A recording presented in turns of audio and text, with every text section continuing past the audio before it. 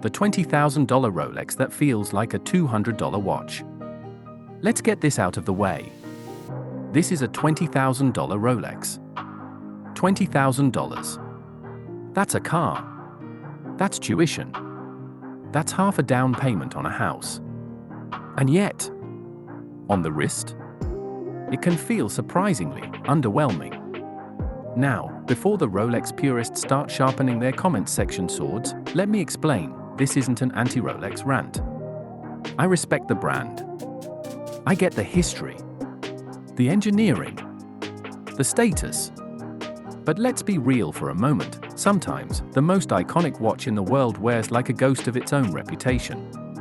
And today, we're going to talk about exactly why a Rolex that costs as much as a used BMW can sometimes feel like you're wearing a $200 Seiko, or worse, a fashion brand watch from a department store.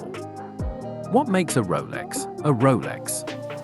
To most people, it's the name, the brand, the prestige. Rolex is more than a watch, it's a symbol. It means success, taste, arrival. You wear one, and the room takes notice.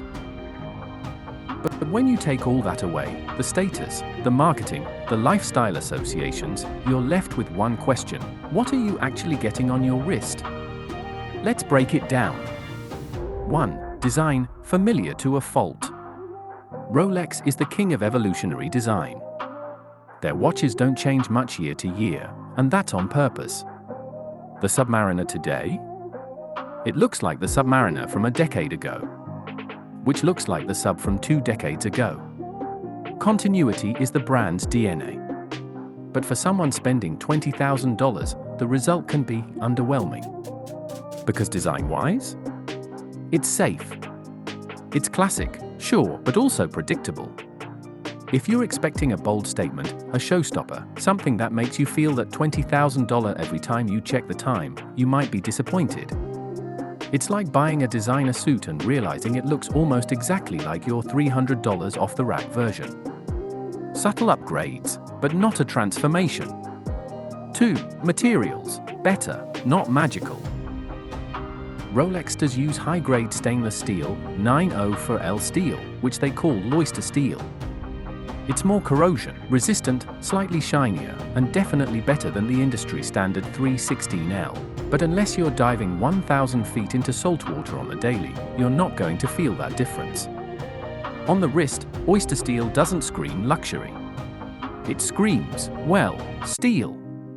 Same with their gold models. Rolex blends their own gold alloys in-house. They call it Eve Rose or Rolsa, and yes, that's impressive from a metallurgy standpoint. But still, when you put that next to an $800 watch with gold plating, to the average eye, they're nearly identical. You're paying for microscopic improvements, not night and day differences.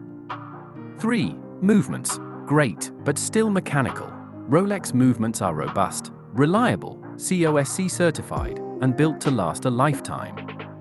They're excellent, no doubt, but here's the kicker: accuracy-wise, they're often less precise than your average quartz watch from the mall. You might get plus or minus 2 seconds a day, maybe better, but a $50 Casio, it'll crush that performance without breaking a sweat. Other brands like Grand Seiko or Omega often push the technical envelope further: spring drives, co-axial escapements, or high-beat movements. So again, Rolex is great, but not god-tier when you really zoom in. 4. Weight and feel, surprisingly light, but a $200 Seiko 5 and a $20,000 Rolex date just side by side. Blindfold yourself. Put each one on, you'd be surprised how similar they feel. The weight difference? Minimal.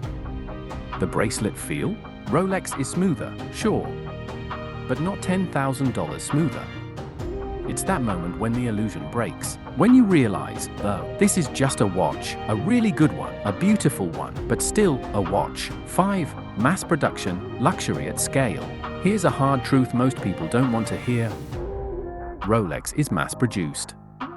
Yes, they're extremely well made, and yes, they're assembled with care, but we're talking 1 million watches a year, or maybe more. There's a reason Rolex boutiques are everywhere, and why you see one on nearly every celebrity wrist. This isn't a handcrafted, artisanal piece built by a single watchmaker over 6 months. This is industrialized luxury, And for some collectors, that kills the vibe. 6. The hype factor.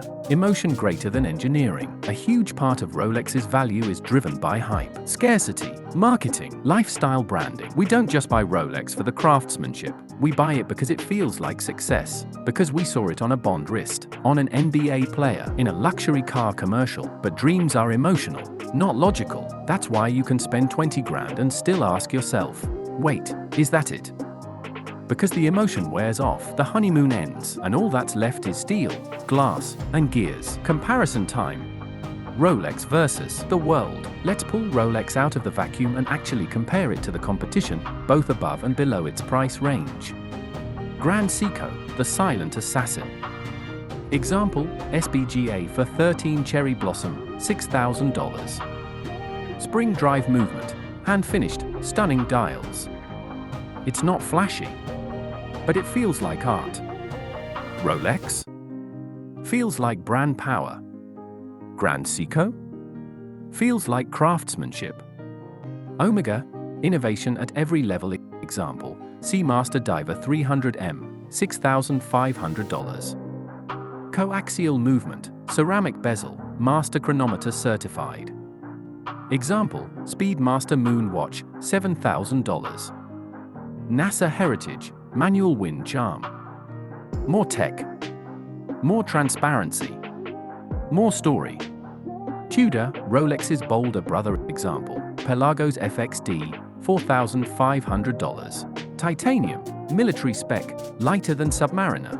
Example, Black Bay 58, $4,000. Vintage vibes, in-house movement. Tudor is Rolex, with attitude. Cartier, for the sophisticated wrist. Example, Tank Louis Cartier, $10,000. Thin. Elegant. Worn by JFK, Princess Diana, and Andy Warhol. It's not about horology. It's about design. About mood. About legacy. AP, Patek, Hublot, the step above Audemars Piguet Royal Oak, $35,000 plus. Bracelet integration, bold shapes, legendary finishing. Patek Philippe Calatrava, over $30,000, timeless elegance, family legacy, generational artistry. Hublot Big Bang, over $15,000. Sapphire cases. Rubber straps. Wild experimentation. Next to these, Rolex feels tame. Affordable alternative.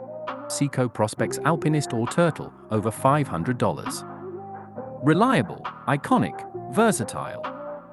Tissot PRX Powermatic 80, over $600. Integrated bracelet, modern retro styling, automatic movement.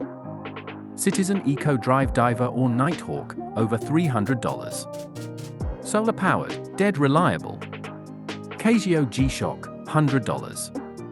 Virtually indestructible. Street cred, not Swiss cred.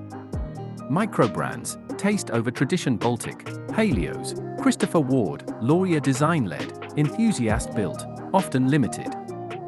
For under $1,000 you can get originality, story, and quality you don't expect. So what are you really paying for? Not the most accurate movement. Not the most exotic metal. Not even the best finishing. You're paying for the feeling. For the crown. For the name. For the head turns. Rolex is luxury not because of specs, but because of status. Is it still worth it? That depends. If you want value, skip it. If you want recognition, Rolex still leads.